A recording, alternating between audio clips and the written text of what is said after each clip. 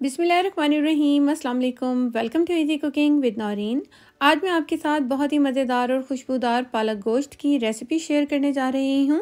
अक्सर लोगों की ये ख्वाहिश होती है कि काश हमें भी घर में शादियों वाला पालक गोश्त मिल जाए, तो वो रेसिपी आज मैं आपको देने जा रही हूँ। बहुत ही आसान तरीके से, ना तो पालक काटने का झंझट होगा और ना ही इसको बनाने का। बहुत ही ज़बरदस्त रेसिपी है। रेसिपी को फुल वॉच कीजिएगा और पसंद आए तो लाइक भी कीजिएगा। आइए अब हम अपनी रेसिपी को बनाना शुरू करते हैं। यहाँ पर मैंने तकरीबन 1.5 किलो पालक ले ली है और इसको मैंने अच्छी तरीके से वॉश भी कर लिया है। छोटे पत्तों वाली ये पालक है जिसको मैंने डंडियों से अलग कर लिया है। और ये देखिए, अच्छे तरीके से मैंने इसको 4 से 5 बार पानी से धोया है। खुले पानी से आपने इसको अच्छी तरह से वॉश कर लेना है और इसके बाद इसको किसी भी बर्तन में हम ऐड कर देंगे। और सारी पालक को हमने अच्छी तरीके से दबा कर एक ही बर्तन में एडजस्ट कर देना है, किसी बड़े बर्तन में। और इसके बाद इसके अंदर हम ऐड कर देंगे 3 अदद हरी मिर्चें मैंने ली थी, इसको तोड़कर डाल दिया है। 1/2 टीस्पून नमक ऐड कर देंगे और 1 टीस्पून यहाँ पर मेरे पास है लहसुन अदरक का पेस्ट, इसको भी ऐड कर देंगे। और अब हम इसको पकने के लिए रख देंगे पालक को।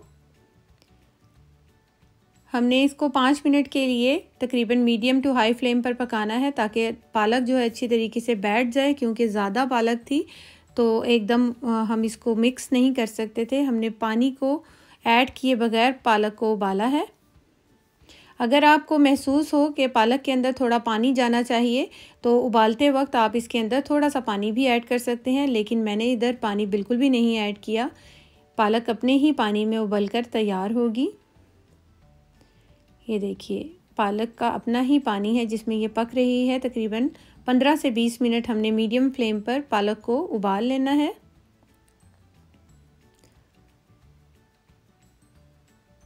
और जब पालक अच्छी तरह से पक जाएगी तो हम चूल्हे की फ्लेम को बंद कर देंगे और इसको ठंडा होने के लिए हमने छोड़ देना है। अब हम इसका नेक्स्ट स्टेप करते हैं। कोई भी एक पैन लेंगे जिसमें हम पालक को पकाएंगे।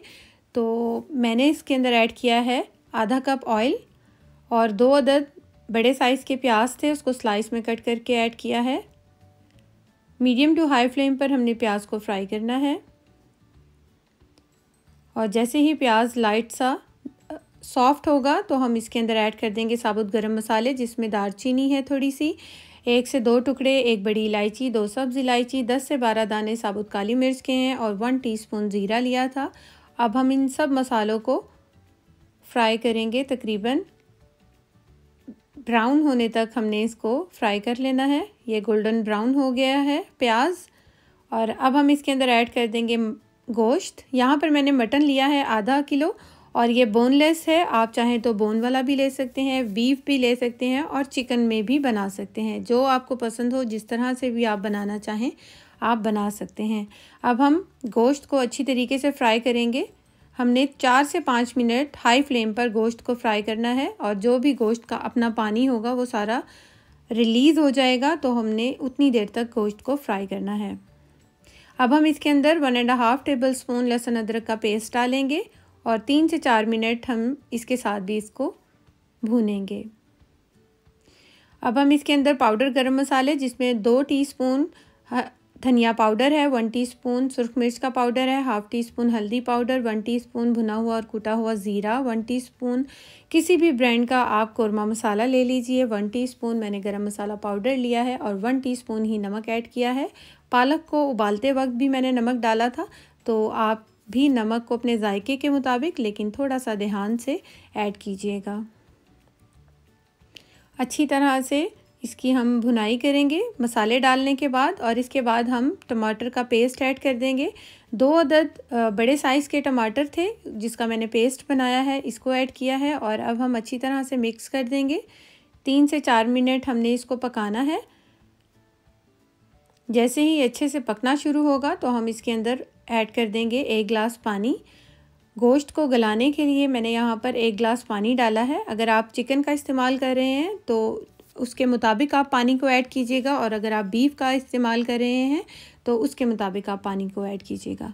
अब हम इसको ढक कर गोश्त को गलने तक पका लेंगे। यानी कि मैंने यहाँ पर इस गोश्त को तकरीबन 30 मिनट तक पकाया था। लो टू मीडियम फ्लेम पर मैंने गोश्त को 30 मिनट तक पका लिया है। और ये मटन है तो थोड़ा सा जल्दी पक जाता है और बीफ थोड़ा टाइम लेता है। अब हम गोश्त को चेक कर लेते हैं। यहाँ पर गोश्त बहुत अच्छे तरीके से गल चुका है।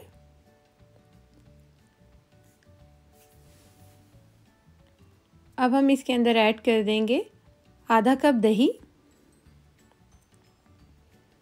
और मिक्स करेंगे अच्छी तरह से दही को भी।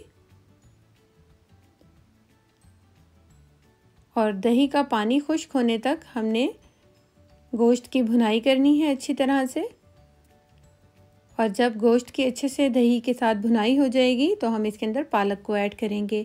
यहाँ पर जो पालक मैंने उबाल कर रखी थी वो थोड़ी सी ठंडी हुई तो मैंने इसको पीस लिया था। बहुत बारीक नहीं पीसना, हल्का सा दरदरा पीसना है। इसको ऐड कर देंगे और अच्छी तरह से पालक को गोश्त में मिक्स करेंगे। और इसके बाद इसके अंदर आधा कप दूध भी ऐड कर देंगे और एक बार अच्छे से मिक्स कर देंगे। दूध ऐड करने से पालक का जो कलर है वो ब्लैक नहीं होता, काला नहीं पड़ता और बहुत देर तक जो है पालक का कलर फ्रेश रहता है और जायका भी बहुत अच्छा आता है, क्रीमी सा टेक्सचर आ जाता है। अब हम ढक कर इसको तकरीबन 20 मिनट तक पकाएंगे ताकि पालक के अंदर गोश्त का, मसालों का अच्छी तरह से फ्लेवर आ जाए। यहाँ पर तकरीबन मुझे 20 मिनट हो चुके हैं पकाते हुए। अब ढक्कन उठाने से पहले आपने चूल्हा बंद कर देना है ताकि इसकी छींटे आपके ऊपर ना आए। और इसके बाद इसका मैंने ढक्कन जो है खोला है और ये देखिए मज़ेदार सी हमारी पालक बनकर तैयार हो गई है। इसका कलर चेक कीजिए कितना फ़्रेश है।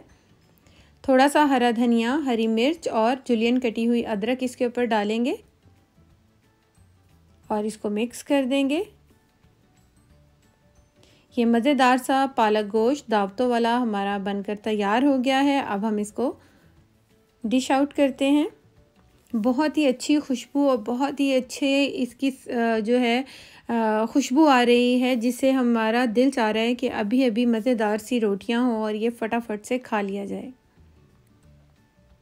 ये देखिए मैं गोश्त चेक करवाती हूँ कितना नरम और मुलायम बनकर तैयार हुआ है। बहुत ही मक्खन मलाई की तरह गोश्त है और पालक बहुत ही ज़बरदस्त बनकर तैयार हुई है।